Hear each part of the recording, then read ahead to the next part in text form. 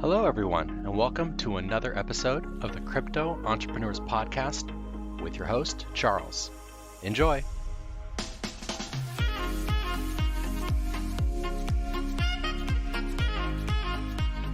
What's up, everybody, and welcome back to the Crypto Entrepreneurs Podcast. It's been a while since I last uploaded. I took a little bit of time off to focus on myself, kind of get my thoughts together, so that I could be bringing you the best projects around, talking to some of the top entrepreneurs in the space. So we're back and we're better than ever, and today we'll be sitting down with Growdigi and his project ProofOfReview. And what we're going to be talking about today is how to properly vet projects for when you're spec mining or gem hunting, and make sure that you're not buying into or mining projects with no future. So without further ado, let's get into it. So how you doing today? I'm good, thank you. Good. Thanks for having me on. Yeah, definitely, man. I really appreciate you coming on.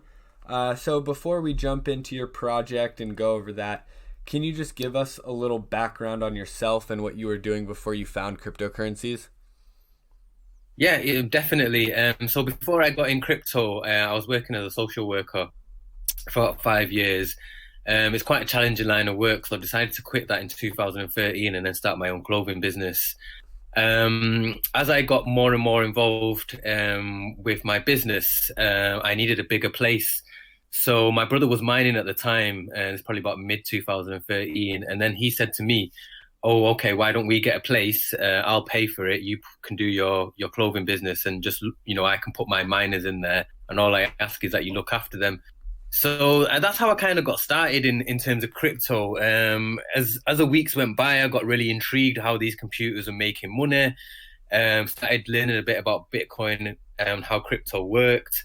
And then within a few weeks, I was pretty much hooked. So then I started started accepting Bitcoin on my website for clothes. And then as kind of time progressed, I kind of saw more and more potential in this. We had the really big run up in December 2013, and that's when I really started getting interested in altcoins. I remember Dogecoin came out in December of 2013, coinciding with the kind of big interest in crypto. So kind of got interested and hooked ever since, really. So after that, pretty much altcoins were my main thing. Mining was initially kind of how we got started in this, and by about 2014, then the trading element developed as well. So since then, I've pretty much been full-time crypto. It's something that I really like. Kind of seeing the space grow has been a real kind of, progressive and really positive thing. Seeing where we've come from in the last 5-6 years. And I guess the main thing I've looked at over the last year and a half is wanting to utilize the experience I've got, combined with the analytical skills I've built up, and then deliver it as a service. It sounds like you have kind of had this entrepreneurial spirit for a while. It started with a clothing business. Your brother was mining. That's what got you introduced. But you had this clothing business that you've created, and then you started accepting Bitcoin. You got kind of, as they say, deeper and deeper down the rabbit hole. You started looking into mining more. And you've kind of just consumed yourself and surrounded yourself with everything that is crypto, and now you're full-time crypto. I love talking with entrepreneurs who have made that leap to full-time because they go through it on a daily basis. So I feel like our listeners get the most out of people who have given up their previous jobs and now are involved with crypto full-time. So thanks for giving us a little background on yourself. It really helps kind of set the mood. Now, can you give us a brief overview of ProofOfReview and kind of the beliefs that it was founded on? Of course. So when we came up with the concept in the summer of last year, we as miners were noticing that the standard of proof of work projects, whilst it is improving, there's still too much acceptance from miners to invest into projects with a basic level of information on the coin, and even like an acceptance from the community that developers are launching projects with very little planning, very little skills in terms of the team, and also kind of they have a vision but there's no real structure to it, And it's kind of like accepted that, okay, they have a good idea, but then after a couple of months, they walk away and it's like, you know, okay, that's fine. They'll just move on to the next one. So what we wanted to do was come up with the idea of an objective review on a project, to basically give the miners some level of, like, security when they're mining the coin, and more than anything, kind of improve the way that projects are kind of pitched to the public and all the information that's provided in there. So initially, we had the idea of doing an objective ID review on the team to maybe prevent scams and kind of give the developer a bit more transparency. But we quickly realized that knowing a developer's identity doesn't really provide much value for a minor investor, apart from knowing who the person behind the project may be. It doesn't really provide actually much value in terms of what are they doing, what's his level of experience and expertise. Pretty much just having a name there doesn't really give much value. So over time, with feedback from the team, kind of building the product, and also from the community, we kind of developed the review to cover 3 elements on the project, which are the team, the fundamentals, and the code. By doing that, we feel like we give people who are looking at the reviews an overview of the project, but also gives the developer a chance to provide information on, their experience, their skills, and kind of promote their project in an alternative way that's being done right now, which is pretty much still, 6 years after starting in the industry, it's still done in the same way via a Bitcoin token. So yeah, that's how we kind of came up with the idea and kind of developed it into what it is now, I guess. I guess the main idea we have behind the project is, as miners more than anything, is that we feel we're still the most kind of, how can I put it? We're like the pioneers when it comes to new coins coming out. So we're the ones that take on the most risk, we're the ones spending our time, electric, and also kind of our resources on these coins. As you notice in the ICO sector, those projects tend to be a lot more professional and a lot more polished, and people tend to demand a lot more information before investing their money into this, and rightly so. On a final note with this, we feel that as miners, we should have that same level of kind of due diligence. Just didn't seem like it was there in the industry, even kind of how long I've been a miner, it's still, not as professional as it should be in the proof of work sector. So that's how we kind of came up with this general concept. There we go. So yeah, like most entrepreneurs on the show, it sounds like you found an area that needed some improvement. You used your skills and background and applied what you knew to kind of fix a problem that you were seeing in the space. And that problem with these new coins and this kind of speculative mining was the lack of knowledge. You guys, like you're saying, are the pioneers. You're using your electricity, your resources, you're putting in the time and effort, and there was no way to really vet these projects in a sense, or miners were having a harder time vetting these projects. And so what you've done is you've kind of brought these 3 things that you see as key to a project success, and you've made it accessible to anyone who's doing this early mining, which is the team, the fundamentals, and the code. So I really like what you guys are doing. I really appreciate you giving us this, kind of brief overview. Now, can you go into the details a little bit more on the actual vetting process? And I know that your project is specifically related to how miners can improve their experience and be kind of less in the dark, but I think this applies to kind of anyone in this industry. If you're buying into new projects, if you're looking to hire people for your business, or even finding a business partner, there's this vetting process that needs to be done, and I feel like not enough people possess that skill. So can you just go and dive deep into what you guys do for the vetting process? Yeah, most definitely. You made some very good points there as well. In terms of the vetting process, we aim to make the vetting process or the review process a simple and pleasant experience for any project that decides to sign up. One of the things we're really kind of keen to promote is transparency within the industry. And any developer who's approaching us to kind of get reviewed, we want to obviously give him the best chance to kind of, get all the information about his project.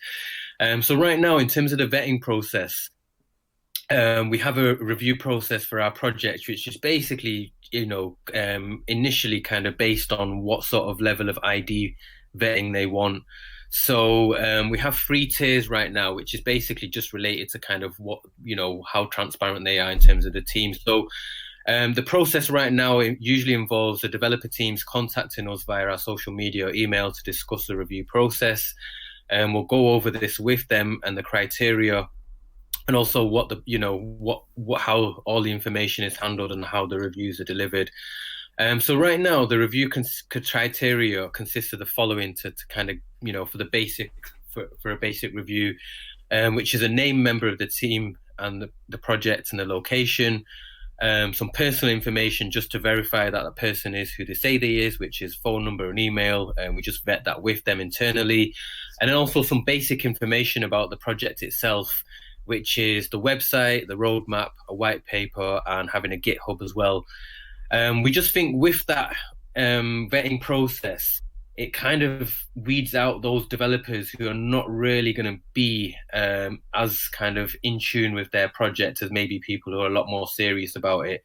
And the basic example I can give, if a developer doesn't have a website, roadmap and white paper and a GitHub available for his project, how much planning has he actually put into the project? How much resources has he got to deliver on that? So it's a really simple way for us to vet I wouldn't say good projects because I don't like to judge them good and bad per se. I just tend to see it as someone who's, prepared to set up their business right from the first time around, rather than someone who's just going to wing it as and when things come along. The best example I can give is, starting a coin or a project is no different from opening a business in the real world.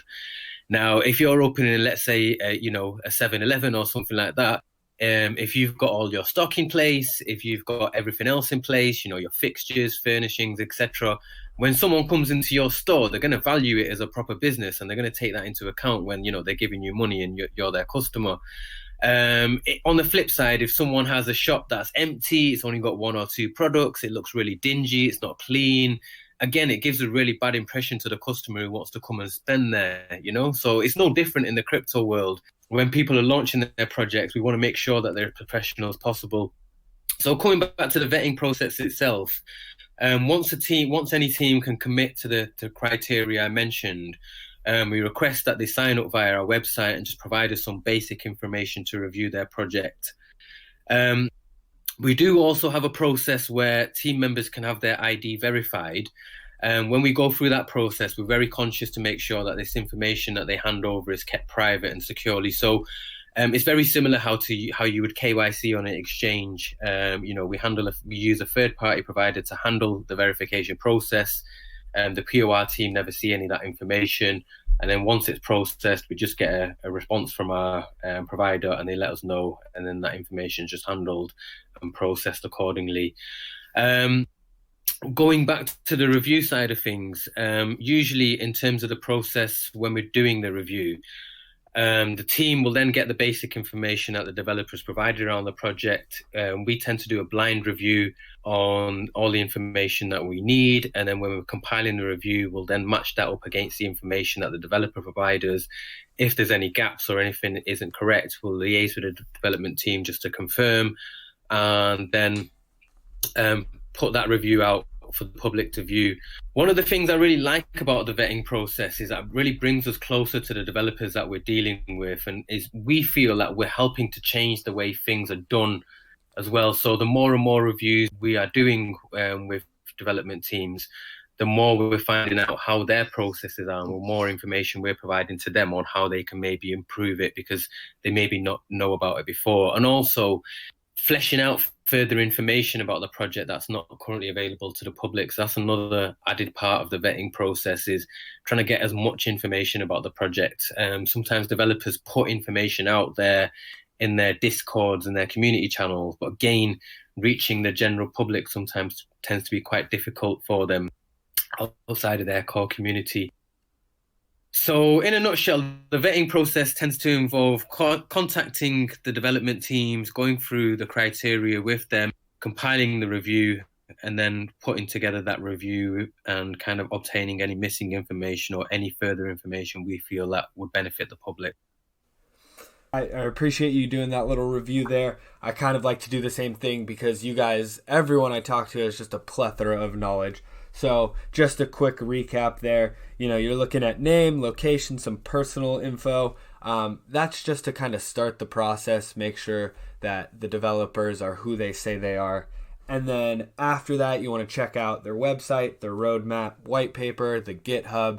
And I really liked what you said there. It's very similar to traditional business where, the reason you asked to look at all this stuff is to make sure that, these projects have put in the work and the time and the effort. Because if they can't put in the time and effort to create a website, get a roadmap together, write a white paper, what are they really doing? It seems more like a money grab than it is a legitimate business.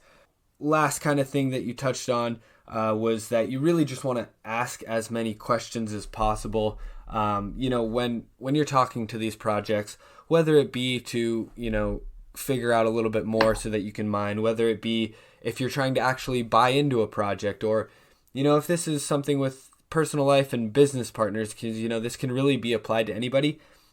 Ask the questions that you want answered, and if the person, the team, whoever it is, doesn't want to give that to you, then there's probably a reason for that. If I've got this business and I'm trying to get it out to the world and people are asking me questions, I should be more than happy to answer all of those questions so that people feel comfortable, investing or becoming part of the team, et cetera, et cetera. So I really appreciate you walking us through kind of the fine details of that vetting process with what you guys do and how that can be applied kind of universally. So that kind of leads into my next question, which is you guys have started to develop this kind of relationship with a bunch of different development teams, and you're kind of able to teach them, what they're missing out on. So what's your guys' forward outlook? What are you most excited for in 2019? I guess one thing I am kind of looking forward to, and I know this is kind of a touchy thing in the industry, but I think it's very much needed, is more regulation and more protection for the general investor and the general day-to-day person in crypto. Having been in this industry so long, it's still a shock to me that, the same scams that were happening 5 years ago are still now occurring today. And the best example I can give of this, and this is one of the kind of key things we're looking at moving forward with Proof of Review and just regulation in general, is more regulation from the exchange side of things. And I think that covers two things. One is more kind of regulation around who are running these exchanges. Do they have the competency around managing their exchange, making it sure it's safe, having the team to kind of upscale with any kind of, increase in, user usage from from customers and things like that. A really good example I can give is, there must have been at least 3 or 4 exchange exit scams within the last year. And they tend to be smaller exchanges because these are the guys who can tend to get away with it. And again, it always comes down to this question. People do not do the due diligence on putting money on exchanges and finding out who the owner is until something goes wrong. A really good example I can give of that is a Maple Exchange, the Canadian one that disappeared last year. It's funny how after he disappeared, his name and address was put out everywhere. But I would kind of challenge to ask how many people actually knew that information and cared about it before he ran off. So that's one thing in terms of regulation around exchanges is people kind of self-regulating a little bit more, the community self-regulating a little bit more is one thing that POR are keen to introduce and push on within the next 12 months, is kind of getting this review for exchanges, for pools, for services that, people are using and actually holding funds on, but don't really consider it until something goes wrong. So that's one part of the regulation I'm looking forward to. The second part is more around the, regulators putting pressure on exchanges to kind of vet the projects that they're listing as well, rather than just accepting a listing fee as their, business model and not caring what happens to the end user if that coin turns out to be a scam. A really good example I can give of this is, I think some point in the last 12 months, most miners will know, there was a lot of masternode projects that came out with pre-sales. The reason they were having pre-sales is so they could raise funds to then list on exchange. But by then listing on the exchange, they would then be able to facilitate any dumping of any coins and basically walk away with no repercussions. So it's like the exchanges didn't really care as long as they were being paid. And it was us as the end consumer, both the miner and the general investor, that was the one being hurt. If we're the ones buying these coins on exchanges that turn out to be scams, it's not the exchange that's infected. They've been paid twice. They've not only been paid by the listing fee, but they've also been paid by the trading fees of people buying and selling on there, whilst the developer who's listed these coins has walked away scot-free and can potentially come back the next week and do the same thing over and over again. So the one thing we're kind of looking at, towards regulation is just more of a clampdown around a lot of the things that are going on in the industry. And I think my personal thing is just exchanges.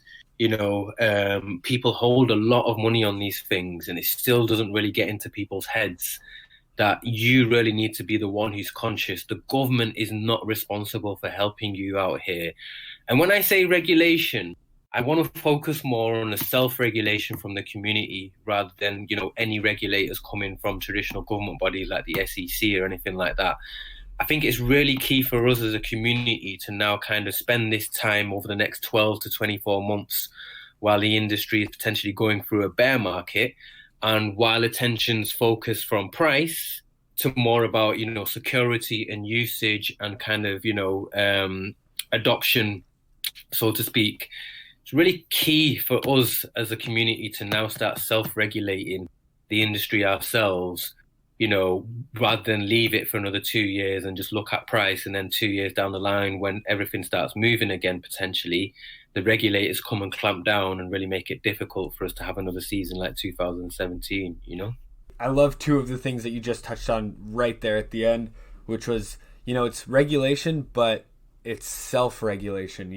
A lot of people in this industry, they hear the word regulation and they cringe and they lash out and they say, oh no, we don't need that. But I think in a sense of self-regulating, you're 100% right, especially with regards to exchanges. I can tell you from experience that when I first hopped on Binance, I didn't do any of my due diligence with regards to CZ. Obviously, things have worked out, but I was, trading tens of thousands of dollars on this exchange with very little knowledge of who actually created this exchange, what his background was. So I really like that you touched on this self-regulation and the fact that Proof of Review is going to start, looking at exchanges a little bit more, not just the projects themselves. So kind of, a review of, from start to finish, projects, miners, the actual developers, and then after that, obviously the next step is getting onto exchanges. So your next step, logically, is to then start doing reviews on them. So I really like that. And then I also love the fact that you were very forward thinking in what you guys are going to do. You talked about how we can't just look at price, but we actually do need to take a step further than that and kind of do this self-regulating in this meantime while markets are down. So I'm really, really excited for what Proof of Review has in the coming 12 to 24 months. Anyone who's listening, especially those people who mine, and also anyone who's got a project that needs some proper vetting, be on the lookout for these guys. Check them out. And then one last thing I wanted to kind of go over before we go here is, do you have one overarching tip for anyone who's trying to vet some sort of candidate? I know you talked about all these different things that you guys do, but give us the most important thing you think when you're looking at, say, a project or a person, an exchange, anything really. What's the most important thing that you look for? So this is a really good question. I actually put a poll out on Twitter yesterday because I was just thinking about this a lot.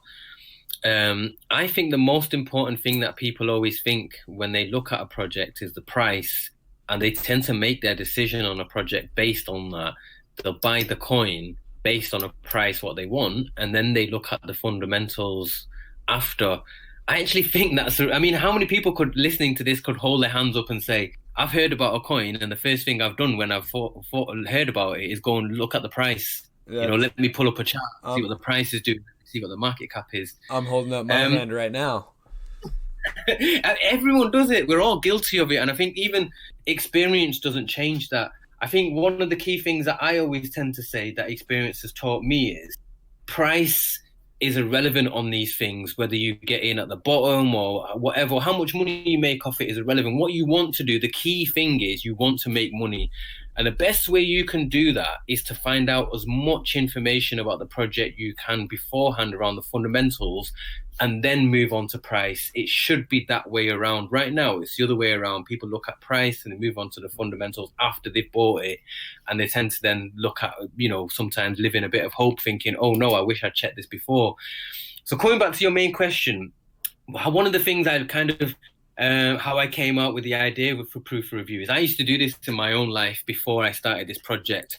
So what I would do when I first looked at a coin is a fundamental review process. So it's the best thing I could recommend to people, because not only does it teach you how to research into a project objectively, it also teaches you patience, which is probably one of the best things you can learn in crypto. It's a thing that 95% of the people in this industry just do not have. And again, it just comes into your process when you're reviewing coins and looking at what's appropriate for you.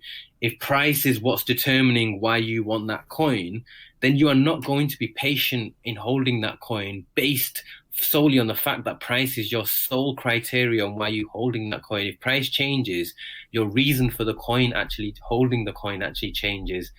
So coming back to what you mentioned in terms of fundamental reviews, it's really something simple that everyone can do.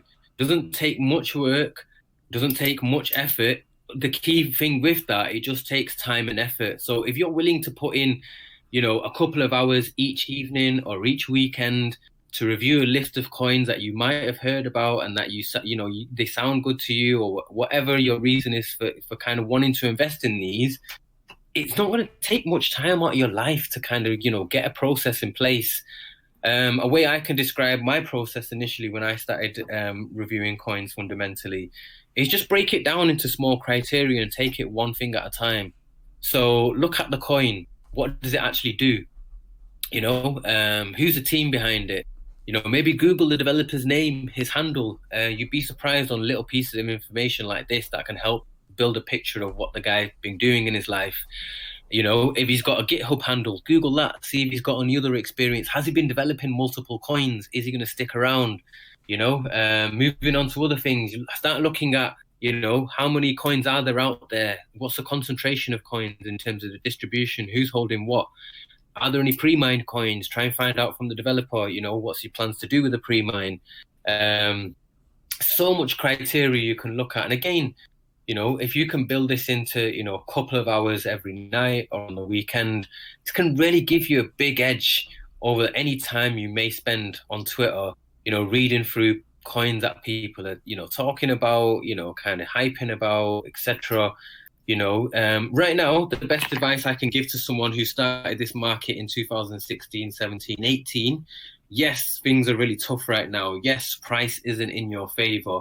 The one thing that is in your favor is that you have now potentially got time to spend to research and see how actually you want to, progress yourself in this industry and set a filter for yourself. An example I can give of this, if you're in a particular field and you're looking for a better job, what do? You tend to filter jobs where you know what you're looking for, what you're experienced in, and you know how to do it. Why are you going to start a job in a brand new sector where you don't have any experience, any skills, and you're potentially competing against guys who have got years and years behind them? They've got unlimited resources. So in a nutshell, the best thing I can say, guys, is, spend a little time and effort into researching the coin before you care about the price. Price can come after. And one last thing on that, the one thing I've learned in the 6 years I've been in crypto, price is nothing more than a reflection of human emotion in the market at one particular time. That's all it is. It's not a reflection of how good or bad the project is at all. It's only a reflection of a human emotion. Wow. So much that you went over there was just, it spoke so deeply to me. I feel like 95% of the people in this industry do exactly what you said, where they hear about a project, They check the price, they check the market cap. Those are the first two things. And it kind of plays into this whole, why a lot of people jumped into the market when they did. They saw this huge run up in price. They saw people making tons of money and they jumped in too. And it really speaks to the fact that they didn't look at, one, the fundamentals, and two, they didn't have this patience that is required to be successful in this market. And I absolutely love that. Just diving a little bit deeper into that with the fundamentals, because I think a lot of people, they get caught up in, how do I do fundamental research? It's so much easier just to see price and then maybe get a little bit of info from, say, Twitter, Instagram, Facebook, wherever it is. And you said just to break it down into little small criteria that you can kind of check off one by one. So, name, check GitHub, see if the person has been very active on GitHub, see what kind of projects the person was involved in. It's just little things like that you can do to really get a good idea of what the project is and get the fundamentals down. And like you said, it only takes a couple of hours on a weekend to do some serious deep diving into a project that you would definitely miss if you're just looking at price and market cap. So I really appreciate everything that you've gone over. I know ProofOfReview, they're specifically related to vetting projects for miners, but I think anybody listening to this can kind of apply and use those skills to find investments, like I was saying, business partners, hiring. It really can be applied to anyone, especially, investing in projects, whether it be starting at the mining or just investing your actual hard-earned dollars into the project. I can't thank you enough for coming on. I really appreciate it. My pleasure. And just one last thing on that. So right now we kind of we are aimed at miners because we just felt that part of the industry was the most unregulated and most uninformative, so to speak. Just wasn't enough information out there. I guess over time, once these mining coins become a bit more, mainstream, a bit more popular, they will then start getting to the point of investors looking into these coins. So again, we kind of, we stress to everyone that these reviews are based for everyone in the industry, for miners and investors alike. In terms of the overall review that we do, if people do find it too difficult to review into coins, or they want a framework on kind of an overview of a picture that we deliver, feel free to check out our reviews at our website. Again, the more feedback we can get from the community around the reviews, the more we can develop these into being the type of review where anyone can just pick this up, have a quick read through, get all the basic information they need about a project in an objective manner, and make sure that all the facts provided by the developer match up on the review. So we've kind of double checked them for you. And again, once you've done that, then you can start looking at, filtering out the projects that you like and considering price, So just a final touch on that. Yeah, our reviews are available for anyone. The more feedback we can get, the better we can develop these for you guys, Awesome. Again, thank you so much for coming on. I really appreciate you taking the time. My pleasure. My pleasure. Thank you so much for having us. Of course. Have a good one. All right, guys, that wraps up another episode. And I just want to take a quick second to ask you a huge favor. If you found anything in the episode helpful, or it's been inspiring to you in any way, I just ask that you share it with your friends, family, anyone you know on social media, and hopefully we can help them out as well. Have a good one.